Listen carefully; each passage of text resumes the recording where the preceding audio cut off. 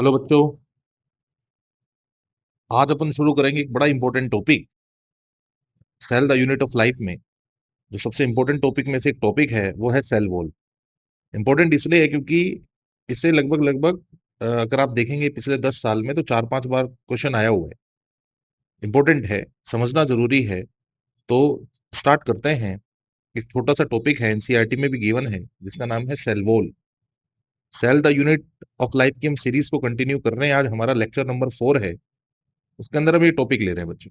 गलती नहीं होनी चाहिए। और जहां जहां भी सेल वॉल की जानकारी है पूरी एनसीईआरटी के अंदर, वो हम सब एक जगह ही इकट्ठा कर देंगे कि हमें ढूंढना ना पड़े एग्जाम टाइम में। हम ये लेक्चर देखें, नोट्स देखें, हमारा काम हो जाए। समझ रहे मैं क्या कहना चाह रहा हूँ? तो चलिए शुरू करते हैं, समय नहीं है और वेस्ट करना भी नहीं है समय हमें। बच्चों सेल वॉल, बच्चों सेल वॉल की डिस्कवरी करी थी रॉबर्ट हुक ने। याद है? आपने नाम ये पहले भी सुना है, पढ़ा है। रॉबर्ट हुक, इन्होंने सेल की डिस्कवरी करी थी, डेड सेल की, अगर आपको याद हो। ये वही रॉबर्ट हुक है। अगर आपसे कोई पूछे कि सेल की डिस्कवरी, मतलब सॉरी, सेल वॉल की डिस्कवरी किसने करी, तो आपका आंसर जाएगा रॉबर्ट हुक ने करी। सेल वॉल लिविंग होती है, नॉन लिविंग होती है? बच्चों सेल वॉल नॉन लिविंग होती है। याद करो, सेल मेम्ब्रेन, प्लाज्मा मेम्ब्रेन, जिसे हम बायो मेम्ब्रेन भी कह रहे थे, यूनिट मेम्ब्रेन भी कह रहे थे, वो लिविंग थी। सेल वॉल कैसी नेचर की होती है? नॉन लिविंग नेचर की होती है बच्चों cell wall. Discovery Robert Hooke के द्वारा हुई। लिविंग के non living, important, very very important. Non living. बच्चों अगला पॉइंट, सेल वॉल परमेबल होती है इम्परमेबल? बच्चों सेल वॉल होती है परमेबल। याद करो, हमने 4 तरह की मेम्ब्रेन्स देखी थी। याद करो, याद है आपको? उसी में हमने कहा था जो सोल्यूट और सॉल्वेंट दोनों को जाने दे, इस तरह की मेम्ब्रेन को हम बोलते हैं परमिएबल मेम्ब्रेन। तो सेल वॉल कैसी होती है, परमेबल की impermeable? Permeable. Cell wall is permeable और इम्परमेबल? परमिएबल। डिस्कवरी किसने करी? रॉबर्ट हुक ने। लिविंग के non living, non living. Permeable की impermeable, permeable. Except, except suberized cell. बच्चों जिन सेल वॉल में सुबेरिन का डिपोजिशन होगा, जिन सेल वॉल के अंदर सुबेरिन का डिपोजिशन होगा, सुबेराइज्ड सेल वॉल कहलाती हैं। और वो वाटर के लिए इम्परमेबल होती हैं। एग्जाम्पल याद रखिएगा, कॉर्क सेल, बोतल कॉर्क जो होता है, कॉर्क की जो सेल्स होती हैं, वो सुबेराइज्ड सेल हैं, वहां सुबेरिन का डिपोजिशन है। और जहां पे भी सुबेरिन का डिपोजिशन होगा, वो परमेबल की इम्परमेबल, इम्परमेबल, इम्परमेबल होती हैं। दूसरा, रूट की एंडोडर्मिस, रूट की एंडोडर्मिस। दो एग्जांपल आपको याद रखने हैं। दो एग्जांपल याद रखने हैं, कौन कौन से बताओ? हाँ वेरी गुड, एक तो है कॉर्क सेल, दूसरी है रूट की एंडोडर्मिस। एक तो क्या है? रूट की एंडोडर्मिस। Done, done. बताइए, डिस्कवरी किसने करी? डिस्कवरी किसने करी? रॉबर्ट हुक ने। लिविंग के नॉन लिविंग, लिविंग के नॉन लिविंग, नॉन लिविंग। शाबाश, कमेंट बॉक्स में लिखते रहिए। परमेबल की इम्परमेबल, परमेबल की impermeable, permeable. Except suberized cell wall, except suberized cell wall. Suberized क्या है? सुबेराइज्ड कुछ नहीं, सुबेरिन होता है, सुबेरिन। क्या होता है? सुबेरिन। सुबेरिन, एक मिनट बच्चों, बस एक मिनट। सुबेरिन, जहां सुबेरिन का डेपोजिशन होगा, वो सेल वॉल होंगी सुबेराइज्ड। ये एक वैक्सी मटेरियल होता है, वैक्सी मटेरियल, वैक्सी मटेरियल होता है, सेल वॉल में डिपॉजिट होता है। कॉर्क सेल की, जो कॉर्क की जो सेल है वहां डिपॉजिट है। रूट की जो एंडोडर्मिस है, वहां ये डिपॉजिट है। इसके कारण ये इम्परमेबल हो चुकी है वाटर के लिए, ये वाटर को नहीं जाने देंगी। जहां सुबेरिन का डिपोजिशन होता है वहां से वाटर नहीं जा सकता। बाकी सब चीजों के लिए परमेबल है सेल वॉल, बाकी सब चीजों के लिए परमेबल है। लेकिन सेल वॉल कॉर्क सेल की और सेल वॉल एंडोडर्मिस की, वो इम्परमेबल है वाटर के लिए। क्यों इम्परमेबल है? क्योंकि वहां सुबेरिन का डिपोजिशन है, इसलिए उन्हें सुबेराइज्ड सेल वॉल कहना है।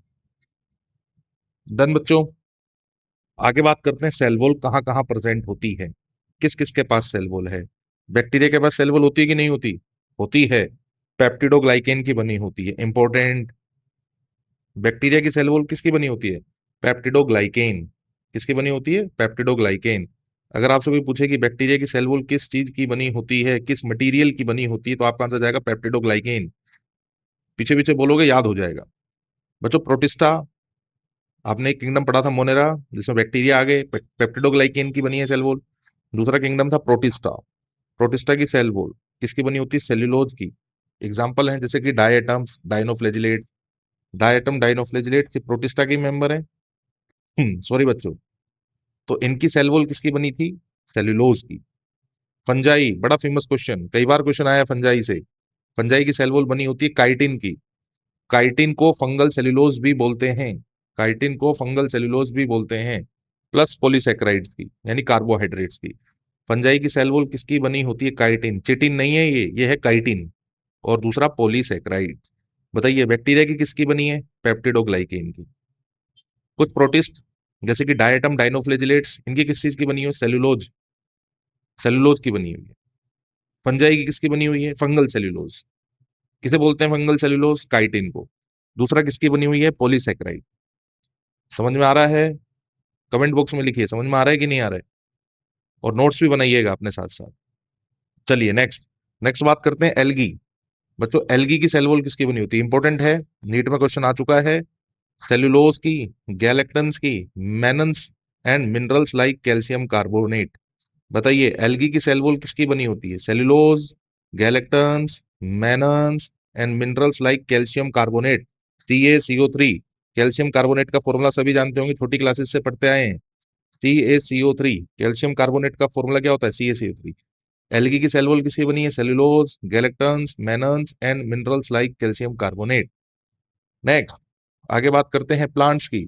प्लांट्स की किसकी बनी है? Cellulose, hemicellulose, pectins and proteins. Cellulose, hemicellulose, pectins and proteins. Cellulose, hemicellulose, pectin and protein. ये है प्लांट की सेल वॉल। बताइए एनिमल की सेल वॉल किसकी बनी होती है? गजब हो गया, एनिमल के पास तो सेल वॉल होती ही नहीं है। बोलो बच्चों, याद हुआ? बताइए नंबर वन, बैक्टीरिया, पेप्टिडोग्लाइकेन की बनी है सेल वॉल। नंबर टू, बताइए प्रोटिस्टा जैसे कि डायटम, डायनोफ्लेजिलेट्स की किसकी बनी हुई है?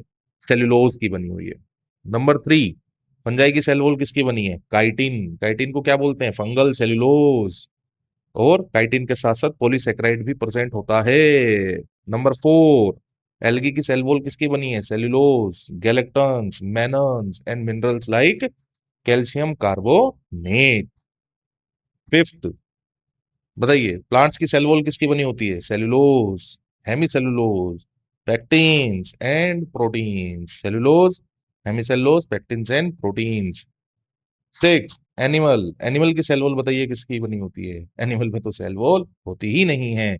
एक एग्जांपल आप और याद रखना, सातवां आपको पता है भी वैसे, माइकोप्लाज्मा। वो पूछ लेगा माइकोप्लाज्मा में बताइए, तो आपको क्या कहना? माइकोप्लाज्मा में भी एब्सेंट होती है। आपको पता है ना माइकोप्लाज्मा प्रोकैरियोट का एग्जाम्पल है, और वो एक्सेप्शन है सेल वॉल को लेकर, क्योंकि माइकोप्लाज्मा में सेल वॉल नहीं होती है। चले आइए बच्चों, अब बात करते हैं layers of cell wall. Cell wall की लेयर्स। बच्चों एक तो होती है प्राइमरी सेल वॉल, एक होती है सेकेंडरी सेल वॉल, और बच्चों कुछ के अंदर जिम्नोस्पर्म वगैरह के अंदर आपको मिलेगी टर्शरी सेल वॉल भी। खैर वो सब हमें नहीं पढ़ना, हमें दो ही पढ़नी है, एक तो प्राइमरी और दूसरी कौन सी? Secondary cell wall. Tertiary cell wall भी होती है कुछ जिम्नोस्पर्म। जिम्नोस्पर्म प्लांट है, आप जानते ही होंगे। उनकी सेल में, उनकी सेल वॉल में एक तीसरी लेयर और होती है, टर्शरी सेल वॉल बोलते हैं उसको। चलिए लेयर्स ऑफ सेल वॉल की बात करें तो सबसे पहले प्राइमरी, ये सभी प्लांट सेल में मिलेगी। सभी प्लांट सेल में प्राइमरी सेल वॉल तो होगी ही होगी। बच्चों ये थिन होती है, इलास्टिक नेचर की होती है, इलास्टिसिटी प्रेजेंट है इसलिए सेल ग्रोथ कर पाए। तीसरा capable of growth, elastic nature है इसलिए ग्रोथ हो पा रहा है। और किस चीज की बनी होती है बच्चों? प्लांट की बात कर रहे हैं, सेलुलोज की, हेमी सेलुलोज की, पेक्टिन की एंड प्रोटीन की। बताइए प्राइमरी सेल वॉल क्या सभी प्लांट सेल में होती है? हाँ करेक्ट है। थिन है या थिक है? थिन है। इलास्टिक के in elastic in nature, elastic in nature. क्या ग्रोथ पॉसिबल है? हाँ जी बिल्कुल ग्रोथ पॉसिबल है। भाई प्राइमरी सेल वॉल अपना साइज बढ़ा पा रही है, उसका साइज बढ़ पा रहा है, उसमें सेल वॉल है, प्राइमरी सेल वॉल है, उसके अंदर इलास्टिक नेचर है अभी, इसलिए वो ग्रोथ भी कर पा रही है, अपना साइज भी बढ़ा पा रही है। किस चीज की बनी हुई है बच्चों? Sir cellulose, hemicellulose, pectin और प्रोटीन की बनी हुई होती है। एक बात और बच्चों, आपको पता है प्राइमरी सेल वॉल है ये, अभी नई नई सेल बनी है, और जो सेल डिवाइड करती हैं आपको पता है वो मेरिस्टेमेटिक सेल होती हैं। जब मेरिस्टेमेटिक सेल डिवाइड करेंगी, उनसे जब कुछ सेल्स बनेंगी जो अब आगे डिवाइड नहीं करेंगे, वो परमानेंट होने वाली हैं। तो बच्चों उनके अंदर धीरे धीरे प्राइमरी सेल वॉल खत्म होना शुरू हो जाती है, डिमिनिशेस। एनसीईआरटी लिखती है gradually diminishes as cell mature. अभी जब सेल बनी है नई नई, तो उसके पास है प्राइमरी सेल वॉल। अब सेल मैच्योर हो रही है, तो प्राइमरी सेल वॉल धीरे धीरे धीरे धीरे खत्म होना स्टार्ट होगी, और उसके अंदर, प्राइमरी सेल वॉल के अंदर यानी towards the membrane, cell membrane, नई सेल वॉल डिपॉजिट होना स्टार्ट होगी, जिसे बोला जाएगा सेकेंडरी सेल वॉल। क्या बोला जाएगा? Secondary cell wall. आप चेक करो, ये ब्लू कलर की दिखाई दे रही है, ये है सेल वॉल, ये है सेल मेम्ब्रेन। ये क्या है? Cell membrane. ये बाहर जो ब्लू कलर की दिखाई दे रही है, ये क्या है? Primary cell wall. Primary cell wall सभी प्लांट सेल के पास प्रेजेंट होती है, चाहे कोई सेल डिवाइड करे, चाहे कोई सेल डिवाइड ना करे, उसके पास प्राइमरी सेल वॉल थी, सबके पास होती है। जब सेल मैच्योर होना शुरू होती है, तो उसकी प्राइमरी सेल वॉल धीरे धीरे खत्म होना स्टार्ट होती है, और एक नई सेल वॉल का फॉर्मेशन स्टार्ट होता है। अब आपसे क्वेश्चन पूछेगा कि सेकेंडरी सेल वॉल जो बनती है, वो प्राइमरी सेल वॉल के बाहर बनती है या अंदर बनती है? अंदर बनती है, याद रखना। तो आइए सेकेंडरी सेल वॉल की बात करते हैं। प्राइमरी के बाद ही बनेगी, भाई प्राइमरी पहले बनी है, क्योंकि पहले प्राइमरी ग्रोथ होती है, तो पहले प्राइमरी सेल वॉल। अब बात करते हैं सेकेंडरी सेल वॉल की, प्राइमरी के बाद ही बनेगी सेकेंडरी सेल वॉल। बच्चों सेकेंडरी सेल वॉल थिक होती है। सेकेंडरी सेल वॉल कैसी होती है? थिक होती है। बच्चों मैं सेकेंडरी ग्रोथ की बात नहीं कर रहा हूँ, एक चीज मैं आपको बता दूं, कई कई बच्चे कंफ्यूज होते हैं। मैं प्राइमरी और सेकेंडरी सेल वॉल की बात कर रहा हूँ, मैं सेकेंडरी ग्रोथ की बात नहीं कर रहा हूँ, प्राइमरी ग्रोथ और सेकेंडरी ग्रोथ की बात नहीं कर रहा हूँ, वो अलग चीज है। बच्चों प्राइमरी सेल वॉल के अंदर बनेगी सेकेंडरी सेल वॉल जब सेल मैच्योर होंगी। भाई सेल अभी बनी है, बनने के बाद मैच्योर भी तो होगी, उस समय प्राइमरी सेल वॉल के बाद उसके अंदर दिखाई देने लगेगी सेकेंडरी सेल वॉल। ये रिजिड होती है, ये भी सेलुलोज, हेमीसेलुलोज, पेक्टिन और प्रोटीन की बनी हुई। इंपॉर्टेंट क्वेश्चन, इंपॉर्टेंट क्वेश्चन है कि ये कहाँ नहीं मिलती? आपका आंसर, ये मेरिस्टेमेटिक सेल में नहीं मिलती। ऐसी सेल जो डिवाइड करती है, उनके अंदर आपको सेकेंडरी सेल वॉल नहीं मिलेगी, क्योंकि सेल बनी, डिवाइड कर गई, बनी फिर डिवाइड कर गई, तो उनको मैच्योर होने का समय ही नहीं मिला, तो उनके अंदर कभी भी सेकेंडरी सेल वॉल नहीं मिलती है। जो सेल मेच्योरिटी की तरफ जाएंगी, जो मेच्योर होंगी, अब डिवाइड नहीं करना चाहती है, मेच्योर होना चाहती है, तो प्राइमरी तो थी उनके पास, अब प्राइमरी धीरे धीरे खत्म होनी स्टार्ट होगी, और उसके अंदर धीरे धीरे सेकेंडरी सेल वॉल बननी स्टार्ट हो जाती है। बताइए सेकेंडरी सेल वॉल किस में एब्सेंट होती है? मेरिस्टेमेटिक सेल्स में। चले नेक्स्ट पॉइंट, ये कहाँ बनती है? टुवर्ड्स इनसाइड और outside? Inside, primary cell wall के अंदर की तरफ, प्राइमरी सेल वॉल के अंदर की तरफ बनती है। कौन? Secondary cell wall. कौन सेकेंड? दिखाता हूं देखो बच्चों, ये ब्लू कलर वाली देखो, ये तो पहले से थी प्राइमरी सेल वॉल। अब इसके अंदर देखो आप, एक रेड कलर की दिखाई दे रही है, एक आप चेक करो ऑरेंज कलर की दिखाई दे रही है, एक आप चेक करो आपको ग्रीन कलर की दिखाई दे रही है। देखो तीन कलर की, एक तो ब्लू वाली हो गई, ब्लू वाली जो है वो प्राइमरी सेल वॉल है, काम खत्म। इसके अंदर आपको तीन दिखाई दे रही है, देखो यहां से लेकर यहां तक, एक, यहां से लेकर यहां तक, ब्राउन, ग्रीन और ऑरेंज, ब्राउन, ग्रीन और ऑरेंज। एक मिनट में इसको थोड़ा सही कर दूं, देखो एक मिनट बच्चों, ये थोड़ा सा मिस्टेक है, ये वाला जहां तक मैंने ये ब्लैक से करा है, ये ब्राउन, मैं नंबर भी डाल देता हूँ,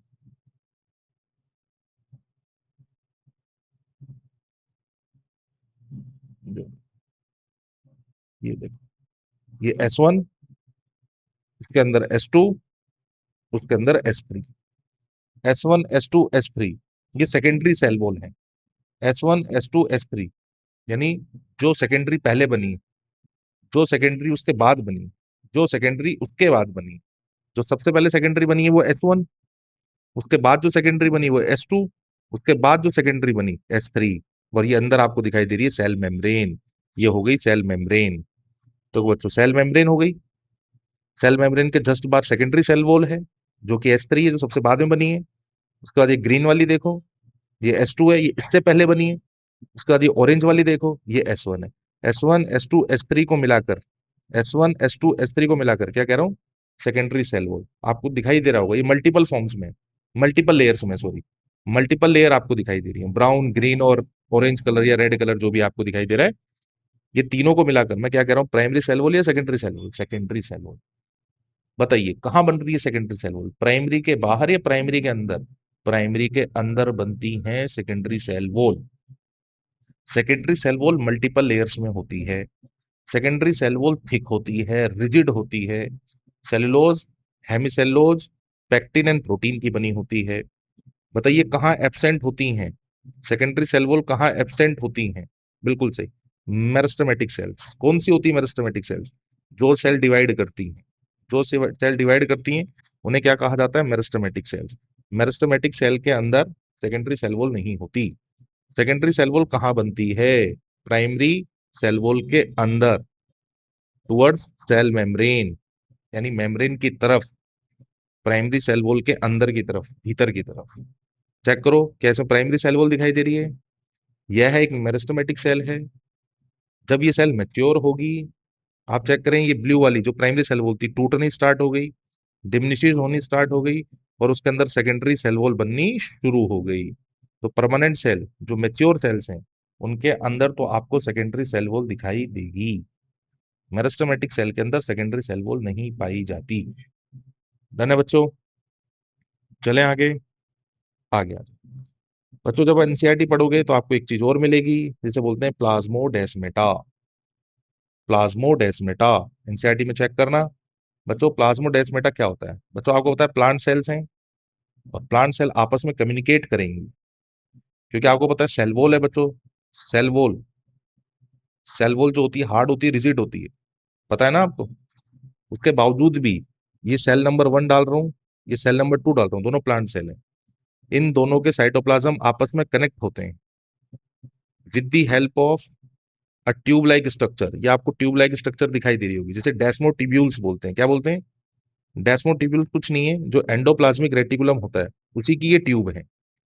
दो सेल हैं, दोनों सेल के एंडोप्लाज्मिक रेटिकुलम के ट्यूब्यूल आपस में कनेक्ट होकर एक कनेक्शन बिल्डअप कर लेते हैं दोनों सेल्स के बीच में। खैर आसपास की दूसरी सेल से भी कनेक्ट होंगी, लेकिन हमने समझने के लिए सिर्फ दो सेल रखी हैं। क्या होता है plasmodesmata? Cytoplasmic connection between two adjacent plant cell. दो एडजेसेंट प्लांट सेल्स के साइटोप्लाज्म के बीच का जो कनेक्शन होता है वो प्लाज्मोडेस्माटा है। प्लाज्मोडेस्माटा यूनिसेलर में नहीं मिलेगा, क्योंकि वहां तो एक ही सेल है, वो क्या किससे कनेक्शन बनाएगी? ये मल्टी सेलर प्लांट्स का कैरेक्टरिस्टिक है। प्लाज्मोडेस्माटा एनिमल में भी नहीं मिलता, सिर्फ प्लांट में ही मिलता है। ये साइटोप्लाज्मिक कनेक्शन कराया किसने? एंडोप्लाज्मिक रेटिकुलम, नाम सुना होगा एंडोप्लाज्म, उसके ट्यूब्यूल्स ने। और एंडोप्लाज्मिक रेटिकुलम के जो ट्यूब्यूल्स होते हैं उन्हें बोलते हैं डेस्मोटिब्यूल। सेल नंबर 1 का साइटोप्लाज्म सेल नंबर 2 से कनेक्ट है, सेल नंबर 2 का 1 से कनेक्ट है विद द हेल्प ऑफ डेस्मोटिब्यूल्स। क्या है डेस्मोटिब्यूल्स? एंडोप्लाज्मिक रेटिकुलम के पाइप से दिखाई दे रहे हैं आपको, इन्हीं को डेस्मोटिब्यूल्स कह रहे हैं। इसकी मदद से चीजें एक सेल से दूसरी सेल्स में जाएंगी। बोलो yes। इनके आसपास भी सेल होंगी बच्चों, ये उनसे भी कनेक्शन बनाए हुए हैं, लेकिन हमने समझने के लिए सिर्फ दो सेल्स लिए। क्या होता है प्लाज्मोडेस्माटा?